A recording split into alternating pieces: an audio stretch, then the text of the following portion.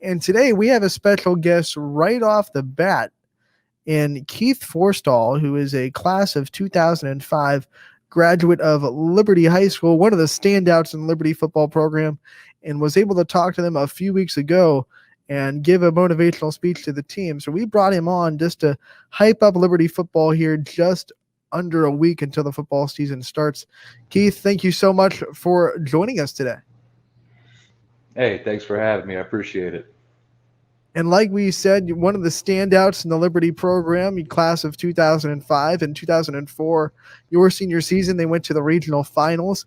Talk about some of your memories of that program, being in it and playing for Liberty that you kind of hold dear to yourself even now. Well, I would first like to talk about just from a little league band that goes way back. I started playing football since I was 6 years old, and we had such a tight group, and we were very fortunate, to play from squidgets, peewees, and midgets through freshman year up to senior year. And some of the best experiences of my life, and still stay in contact. Guys are great, fortunate enough to play together since we were 6 years old. So we had such a tight group, and big reason for our success, honestly. What kind of thing? Oh, Ty, you go. Sorry, bud.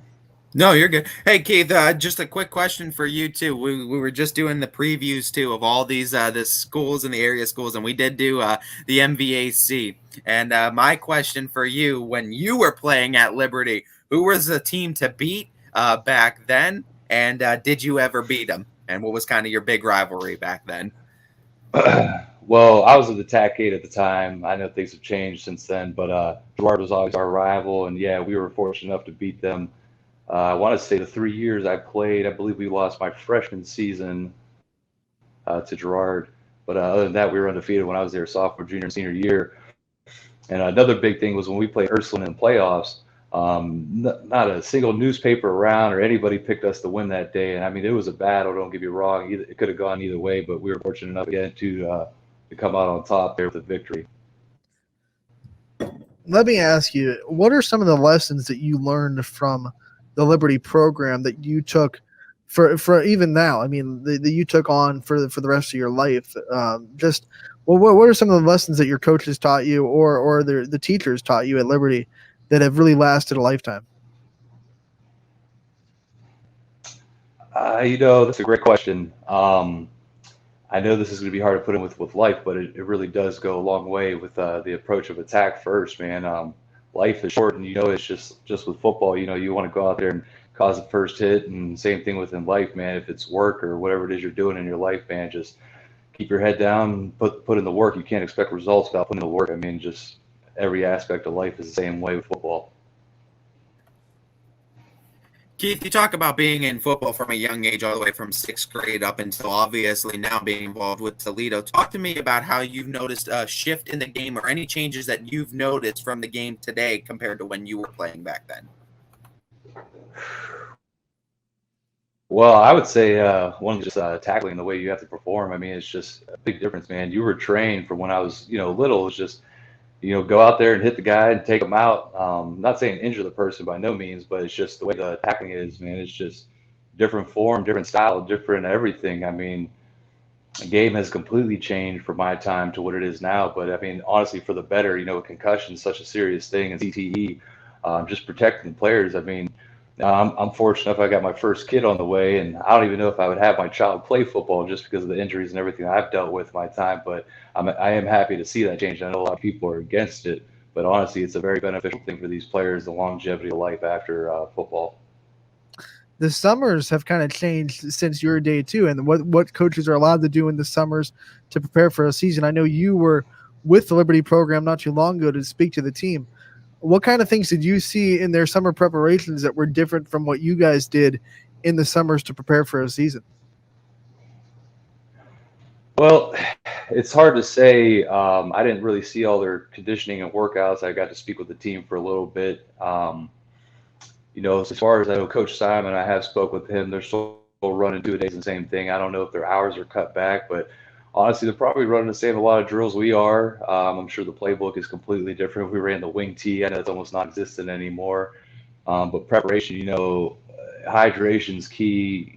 Nutrition, it's such a big thing. When I was in college and our lifting coach. He was actually a former Marine drill instructor, was also in the NFL as a strength and conditioning coach too as well. And that man just preached hydration, nutrition, because I don't care how hard you work out. If you're not eating properly, you might as well erase that workout. It's just not going to calculate the same thing. And I know Coach Simon is pretty adamant on, nutrition and hydration.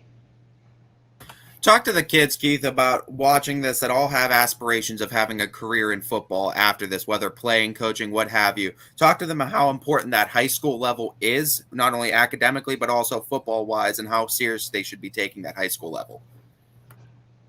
Oh, you have to take it serious, man. In order to get to the next level, I mean, there's so many people out there. If you don't put in the work, someone else is. I promise you that. You guys know that is in any field, not just football, but that's just in life. You got to put in the dedication. You got to put in the preparation. I mean, Tom Brady, you look at him, he's the GOAT. He's already 40 plus years old, still in the NFL, and he'll tell you right now he learns something new at practice every single day. So if he's saying that, I mean, there's always room for, improvement. That's for sure. Like we said before, you did get to talk to the team a couple weeks ago. What kind of things did you tell them? What kind of thing? How did that speech go? And how was it responded? What did you see from the team? And what can you tell us about some of the personalities that you got to meet that day? There a lot of great responses, a lot of great questions asked. The kids were very involved and attentive. Just one of the messages I gave out to the kids, man, is just hard work and preparation. There's no shortcuts. There's absolutely no shortcuts. I mean, Liberty High School, me and other guys, we go do jump stretch after practice. We go lift extra weights after practice. It's all that extra stuff that you put in behind doors that nobody sees. It's going to translate to the football field and only make you that much better and able to execute. The other thing, too, I talked to the kids quite a bit about was, getting to a fast start. It's always important, man. You got to go out there and show them that your field, or even if you're playing on their away field, it's going to be a hostile environment. You want to go out there, you want to put that first hit out there and, show them who's here to play. Talk to me a little bit about Keith Forestal, the player. Talk to me about one skill that you would want to drastically improve about yourself as a player, but at the sacrifice of another football skill. So what is one skill you would like to elevate, but at the same time you would have to decrease another one of the talents in football? I would say I would love to increase my pass coverage. I'm not saying I was poor at it. Would have definitely like to have, some more interceptions on my record. But the one thing I guess I would have to lose then would be my physicality. That was something I took pride in, was just trying to be the most physical player on the field. As a middle linebacker, I was the captain of the defense both in high school and Toledo, and you got to be out there and set the tone. And that's I guess one thing I would have to lose then was plugging up the A gap or the B gap, then coming downhill. Yeah, and you brought it up. You got to play at Toledo. What was it like to kind of get to the next level and be able to? I'm sure it was a dream all through football to kind of play at the next level.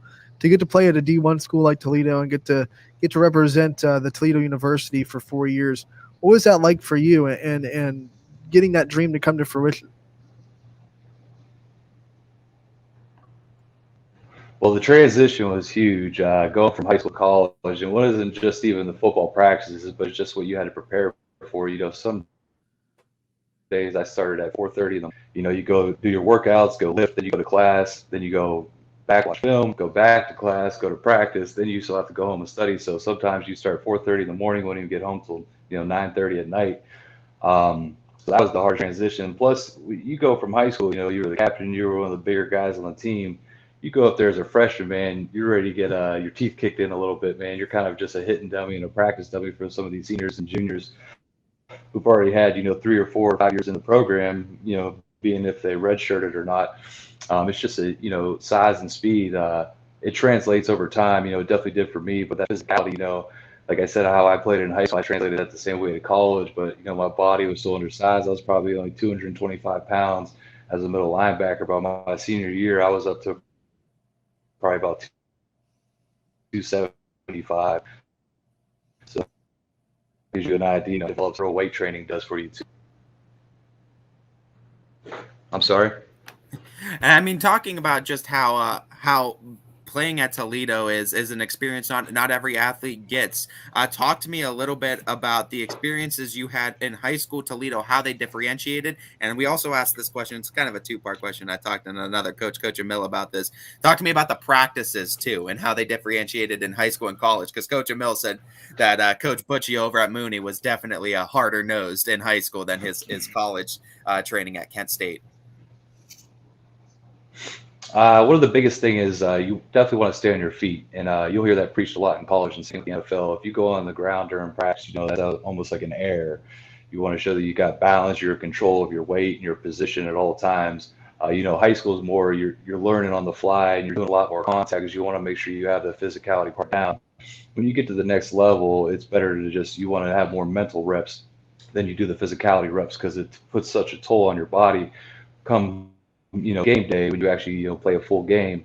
I mean, everybody will tell you, anybody that's played, you get beat up, man. It's come week 6, week 7, things start catching up with your knees, your hips. So I would say, as far as practice goes, man, it was just always stay on your feet, stay clean. What's one of your favorite memories at Toledo and being able to be a part of that program for 4 years? What are some of the memories that you collected there in college that you kind of hold on to?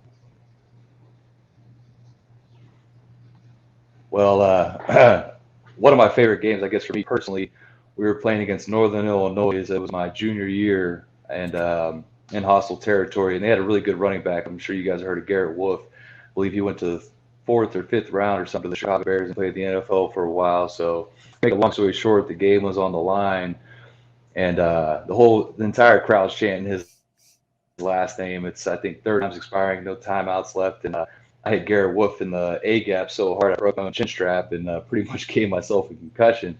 They had one more play to run. They ran the ball up to the line and threw the pass, and we knocked it down incomplete, won the game. So that was a great memory for me there. But if you actually watch film the next day, I hit Garrett Wolf so hard that I almost knocked myself out. On 4th down, I was supposed to guard the tight end, and I'm actually kind of just standing there because I was still trying to come to and happened as far as the day before.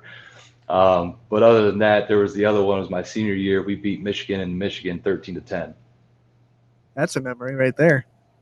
That was a huge memory. I remember watching that game. That's a pretty cool memory to be a part of that too. To kind of go off of that though too, and to kind of talk about that and football career. I mean, you can say that you've had tremendous success too, and a lot of athletes not having that opportunity to make it to the next level. What is the best non-football advice that you can give to someone who wants to make it make a career out of football? Believe in yourself, man, because let me tell you, no one else is in this world, except for maybe a few close family members, man. Just don't ever give up hope. You put in the work, I promise you'll see the results. It's just, like I said, a hard work and dedication. I know it's kind of cliche, man, but it really is. And that's why it's cliche, because people have been passing on from generation to generation. It takes time and dedication. Nothing happens overnight, Rome was a day. And it's just, put your head down and go to work. We have a YSN school that will be making the trek to the University of Toledo to play a game this year, Jackson Milton. I believe week 1, right, Ty? Yeah, I believe so. I believe it is week 1. They're driving all the way out there to play in the university.